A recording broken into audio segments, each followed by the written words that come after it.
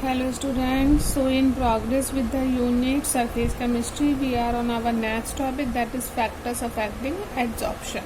Okay, we know that adsorption is a surface phenomena in which the substance is not absorbed by the another substance throughout its bulk, it only remains its surface. So what are the factors? Let's see. The first factor is nature of the absorbent. Sorry, we are talking about the adsorption. So the nature of the adsorbent. Adsorbent. Okay. So because it is a surface phenomena, so surface area is directly proportional to rate of adsorption. As surface area increases, rate of adsorption is also increases. Next is nature of the adsorbate, which we mostly learn for gases. Okay, so according to this, the easily liquefiable gases are adsorbed to a greater extent as they have greater intermolecular force of attraction. So the gases which can be easily liquefied, it means their molecules have force of attraction, because if they will not have the force of attraction, they cannot be liquefied easily. So they adsorb to a greater extent. Okay, so the gas which has a high critical temperature will liquefy easily. So gases which are having comparably low critical temperature, they will not liquefy easily, whereas the gases which have the high critical temperature will liquefy easily. And what is critical temperature? It is a temperature beyond which a gas is very hard to liquefy. So beyond the temperature, beyond the critical temperature, the gas is not easy to liquefy. Okay, so here is a table where we have a different gases and their critical temperature and the amount adsorbed in milliliter. So for SO2, NH3, CO2, CH4, CO, N2 and H2, critical temperatures are decreasing respectively, and here the amount adsorbed of the gas is also decreasing. So critical temperature of sulfur dioxide is 430, so its the rate of adsorption is also great, that is 380. Now for NH3 it is less, 406, so amount of adsorbed gas is also less, 180. Here 304, 48, 190, 16.2 only, 134, 9.3, and 126, 8, and for hydrogen it is 33 and 4.5.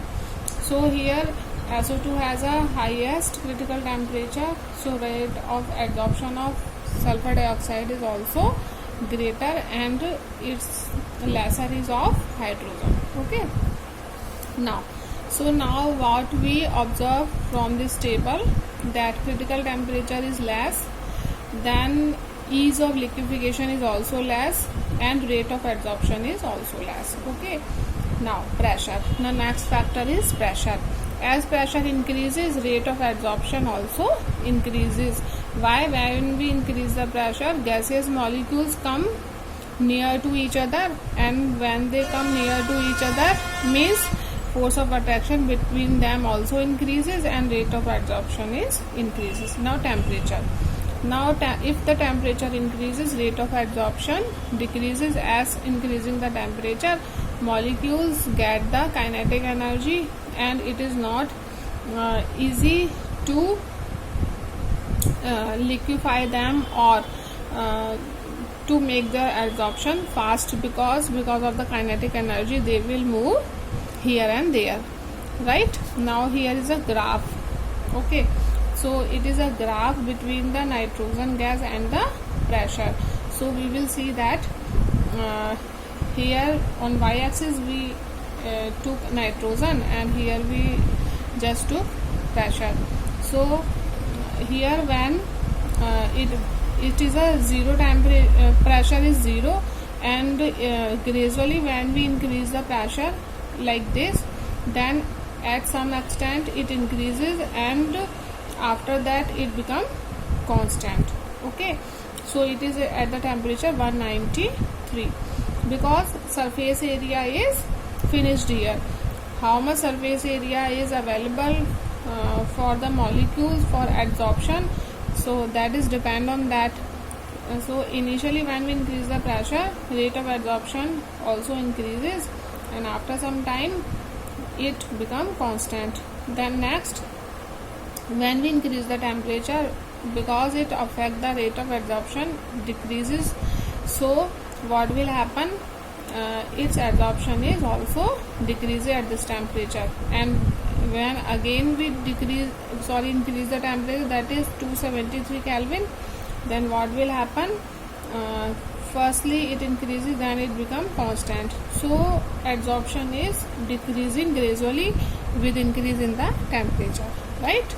Now we will go for the Freundlich adsorption isotherm. So what is this?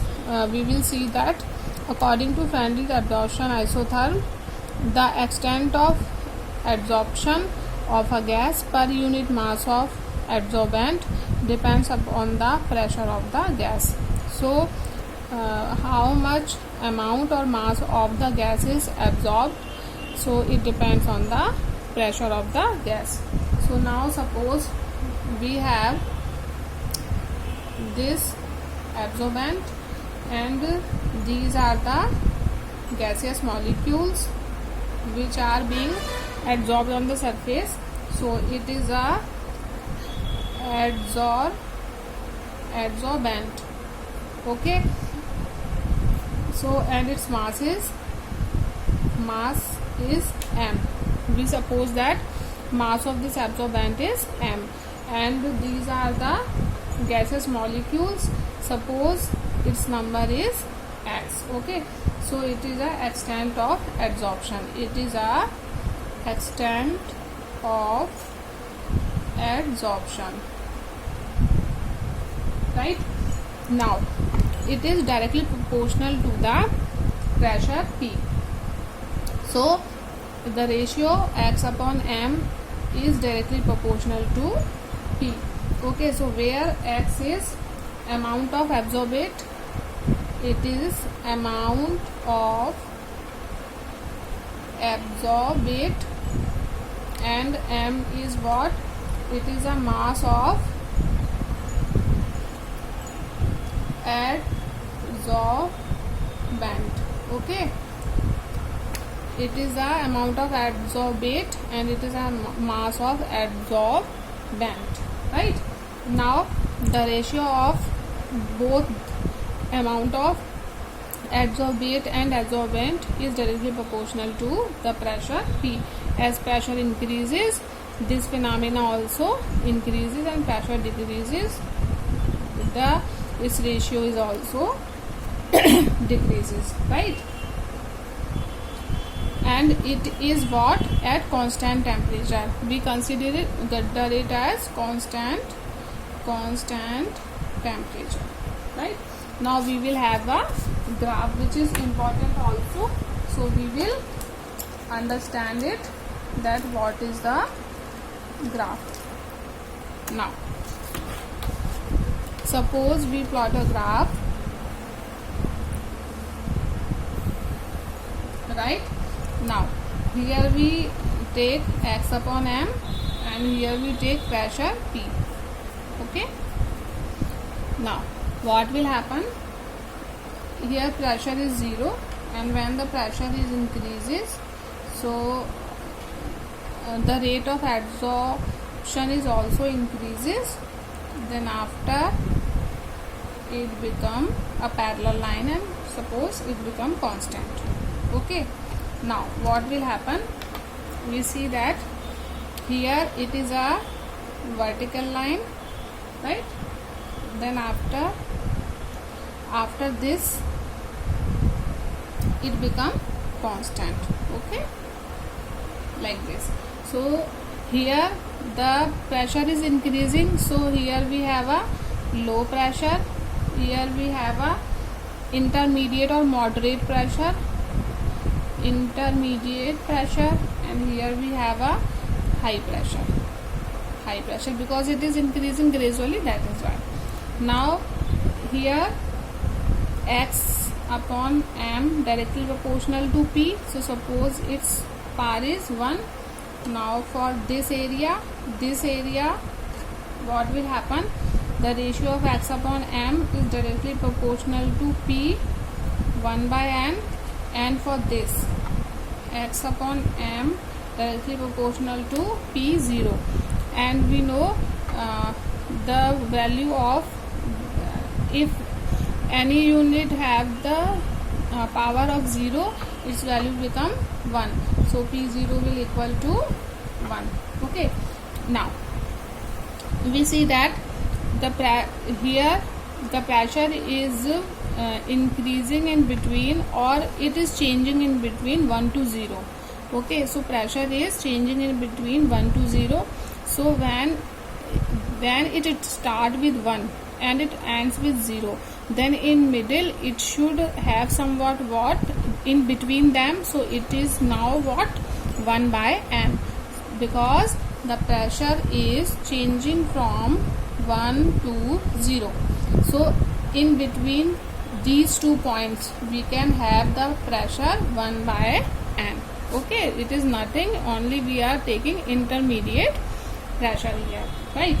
Now here a point come which is known as the point of saturation, so it is a saturation point.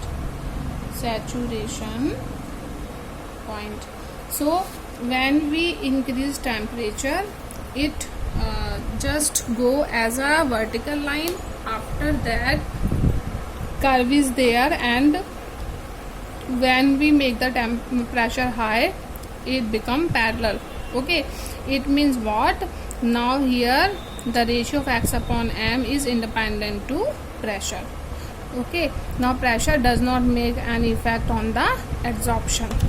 Okay, now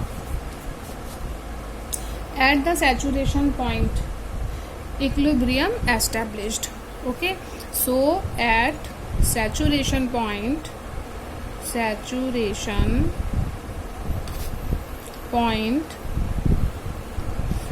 equilibrium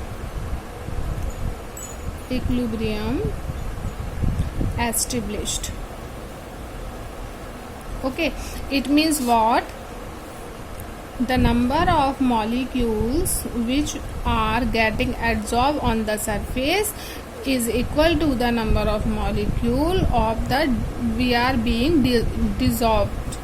Okay, here it is adsorbed and this amount is equal to dissolved molecule, means how much number is coming, the same number is going out from here. Okay, so attachment and removal is taking place at the same time. The number of molecule getting adsorbed at the same time, same number of molecule is going to be dissolved. Okay, means it is removing from the surface, so it is a state of equilibrium, and when it established, it is established as the saturation pressure. Okay, now so what is happening here, gas adsorbed is equal to gas dissolved. Okay, gas absorbed is equal to gas dissolved. Now we will just go into the deep in with this graph, so we will just explain this graph. Like at low temperature, at low pressure. Okay, so where is a low pressure, here is a low pressure. Okay, the graph is almost a straight line. So suppose here x upon m is directly proportional to p, or is power 1, or when we remove this sign, so x upon m will equal to, we will write here equal sign, and after removing this proportionality sign we will use a constant here, suppose it is a k. So we are taking x upon m equal to kp here. Okay, now